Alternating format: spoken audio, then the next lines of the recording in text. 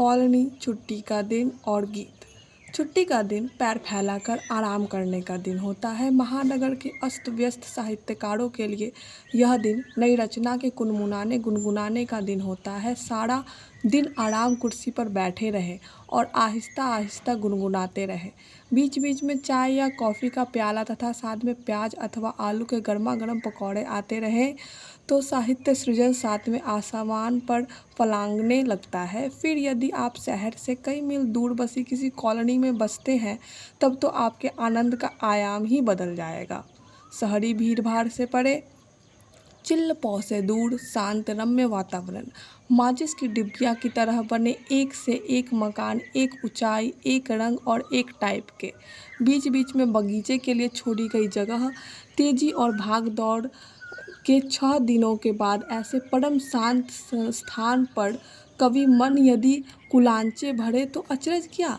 इस दिन tight pant या बेल बॉटम छूट जाती है, 5 पीस शर्ट छूट जाती है और मन रंगीन पैजामा और बढ़िया बनियान पहन कल्पना के इंद्रधनुषी किनारों पर हिलोर लेने लगता है। वास्तव में छुट्टी का दिन नागरिक बोध से मुक्ति का दिन है, उन्मुक्त सृजन का दिन है।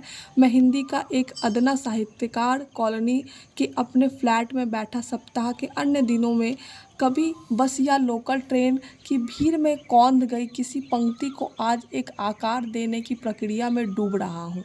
धीरे धीरे ध्यानस्थ हो रहा हूँ। सभी कुछ छूटा जा रहा है, रोज रोज की भाग दौड़, घड़ी देखकर खाना पीना, बोलना हंसना, समय की डोर से बंधा सब कुछ, प्यार से लेकर झगड़ा तक। मन नई नई उड़ान भर रहा है। गीत के बोल रूप पाने के लिए होठों पर मचल रहे हैं। मैं उसी में धीरे धीरे डूबता जा रहा हूँ। पर इतने में कॉल बेल बज उठती है। सुबह सुबह कौन चला आया। गीत छूट जाता है। उत्सुकता से भरा मन दरवाज़ा खोलता है और पाता है कि एक अजनबी लड़का हाथ में फिनाइल की कुछ बोतलें लिए है। पूछता है, फिनाइल लेंगे? मन क्रोध से भर जाता है। कहाँ गीत की दूधिया चांदनी और कहाँ यह फिनाइल का बू मारता दूधियापन। नहीं कहकर दरवाज़ा बंद कर लेता हूँ। गीत की छूटी कड़ी फिर जोड़ने की कोशिश करने लगता हूँ। गीत का मुखड़ा फिर झांकने लगता है। बस मुखड़ा भर ठीक हो जाए तो बाकी का गीत तो निभा ले जाऊंगा। मन मुखड़े के संग भटक रहा है।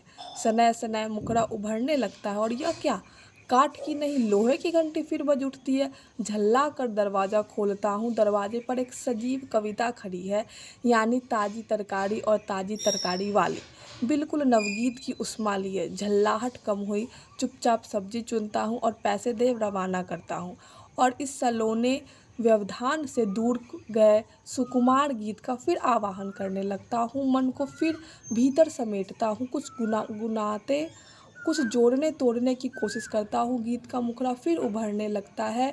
हिट मुखड़ा है, मज़ा आ जाएगा।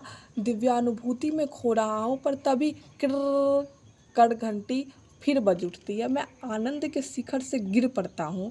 क्रोध में भरकर दरवाज़ा खोलता हूँ। डांटने फटकारने का मूड है।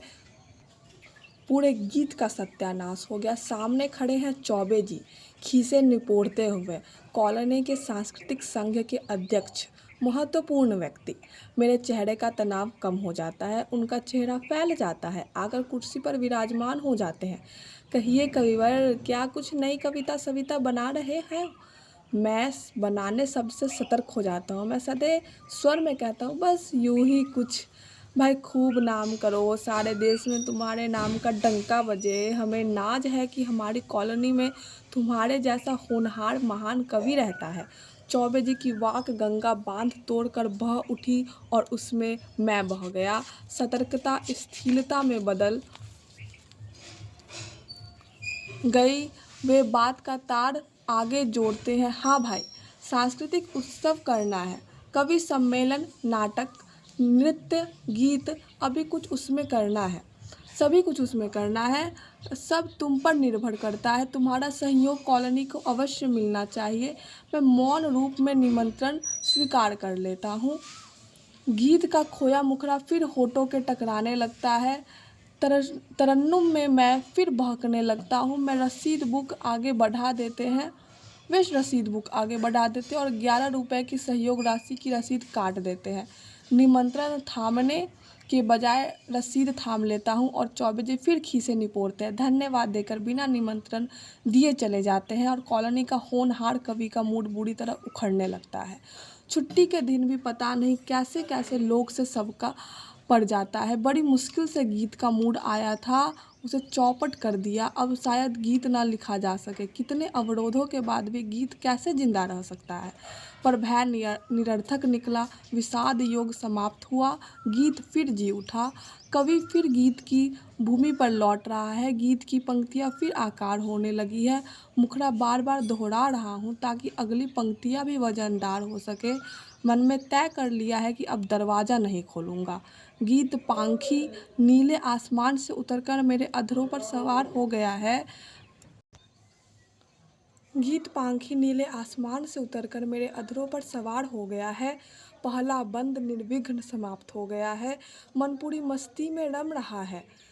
गीत के पूरे हो जाने की उज्जवल संभावना दिख रही है। मौसम सुहावना है। हल्की हल्की धूप है। सड़क पर आवाजाही कम है। पर यह क्या, एक बार फिर घंटी बज उठती है। मुख के मुंडेर पर बैठा गीत पंछी सहसा उड़ जाता है। मन निराशा से भर जाता है। सोचने लगता है कि यह युग साहित्य सृजन का नहीं रहा। जीवन में संगीत के बजाय सिर्फ मशीन की घर घर या घंटी की कर कर ही रह गई है। दरवाजे पर खड़े कोई माँ से पूछ रहे हैं, महोदय घर में किसी को मलेरिया तो नहीं है। मैं चौंक जाता हूँ। मलेरिया नहीं तो? पर आपको यह गलत खबर किसने दी? दी किसने? आप कौन है? मैं एक सांस में पूछ जाता हूँ। वह परिचय देता है। स्वास्थ्य विभाग का आदमी है। कॉलोनी में लोग सिर्फ छुट्टियों के दिन ही मिल पाते हैं, अतः रजिस्टर की खानापूर्ति करने आया है। वाह सरकार कितनी सतर्क है लोगों के स्वास्थ्य के प्रति कि छुट्टी के दिन उसे पूछना नहीं भूलती।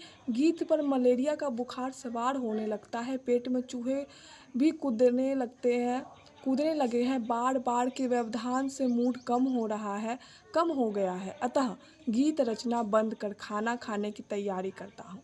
महानगरों में सप्ताह के एक छुट्टी के दिन ही तो आदमी आराम से ठीक ठाक खाना खा पाता है।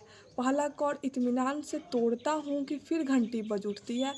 हाय कैसे निर्मम लोग हैं, अपने खुद के घर में भी चैन से खाने नहीं देते। दरवाजे पर एक ढलती उम्र का आदमी खड़ा पूछ रहा है, अचार, बड़ी, पापड़ कुछ लेंगे? बिना जवाब दिए दरवाज़ा बंद कर लेता हूँ। खाने के बाद कुछ समय तक आराम करता हूँ। नींद होते न होते 4 बज गए हैं। मन और शरीर दोनों को पर्याप्त आराम मिल चुका है। अब घंटी बजने के सारे खतरे समाप्त हो चुके हैं। किसी फेरी वाले, किसी कार्यकर्ता के आने की संभावना नहीं रही है।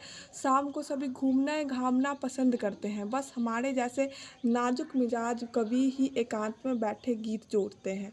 मैं अधूरे गीत की दूसरी बंदिश को उठाता हूँ। धीमी धीमी हवा, शांत वातावरण, उत्फुल्ल और ताज़ा मन आंधी सा दौड़ चला। गीत की बंदिशें पूरी हो रही है। एक सशक्त गीत, दिन भर के अवरोधों को चीरकर उठा हुआ गीत, घंटियों के रौड़व नाद के ऊपर विराजता गीत आखिर शक्ल अख्तियार करने के लिए तैयार है। सारा माहौल गीतमय हो उठा है। पर गीत के पंख को कुतरती हुई घंटी फिर बज उठी। आश्चर्य मिश्रित क्रोध से दरवाज़ा खोलता हूँ। एक आदमी खुरपी लिए खड़ा है और धीरे से पूछ रहा है, साहब लॉन की घास साफ कर दूं? मैं हाँ कहकर दरवाज़ा बंद कर लेता हूँ। भगवान को धन्यवाद कि गीत कोई आखिरी अंजाम गीत टूटा नहीं, गीत छूटा नहीं। चाय की हल्की हल्की चुस्कियाँ ले रहा हूँ और गीत को आखिरी अंजाम दे रहा हूँ। मैं आनंद की चरमावस्था में डूब रहा हूँ। तरन्नुम में तेजी और तरावट आ रही है। मन की गुफा में रस झड़ रहा है। बस 5 मिनट और वो गीत पूरा। एक ऐतिहासिक गीत, मील का पत्थर गीत। पर मेरे मन कछु और है, कर्ता के कछु और। क्रे क्रे की आवाज़ ने क्रौंच वध का दृश्य उपस्थित कर दिया। क्रौंच वध से वाल्मीकि कवि बना था और आज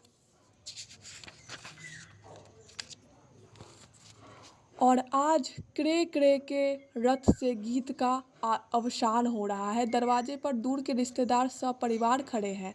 मैं जबरन हंसकर उनका स्वागत करता हूँ। वे कहते हैं, भाई आज तुमको पकड़ पाए। रोज़ तो तुम्हारा ठिकाना नहीं रहता। आज छुट्टी का दिन है, घर पर ही होंगे।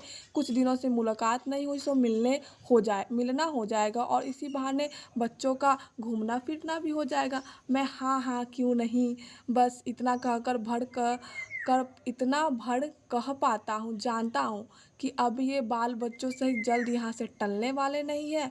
ये सकुटुम्ब रात का भोजन भी यहीं करेंगे। बच्चों ने जूते चप्पल उतार दिए हैं, रोना झगड़ना शुरू कर दिया है। उनकी घूंघट वाली अम्मा ने और बाप ने उन्हें डांटना पीटना शुरू कर दिया है। मैंने भी गीत के भागे पर रोना शुरू कर दिया है। आखिरी हदों तक पहुंचकर भी गीत संपूर्णता नहीं हो पाया। मेरा इतिहास बोध जागृत होने लगा है। जब से संसार में कॉलोनी सिस्टम शुरू हुआ है, तब से बेचारा गीत मर रहा है, साहित्य मर रहा है और अब केवल इतना ही सूझ रहा है कि सरकार से यह प्रार्थना की जाए कि वह यदि साहित्यकार को कॉलोनी में ही बसाना चाहती है तो अवश्य बसाए, पर तब वो उसके दरवाजे पर घंटी के बजाय खतरे का सायरन फिट करवा दे।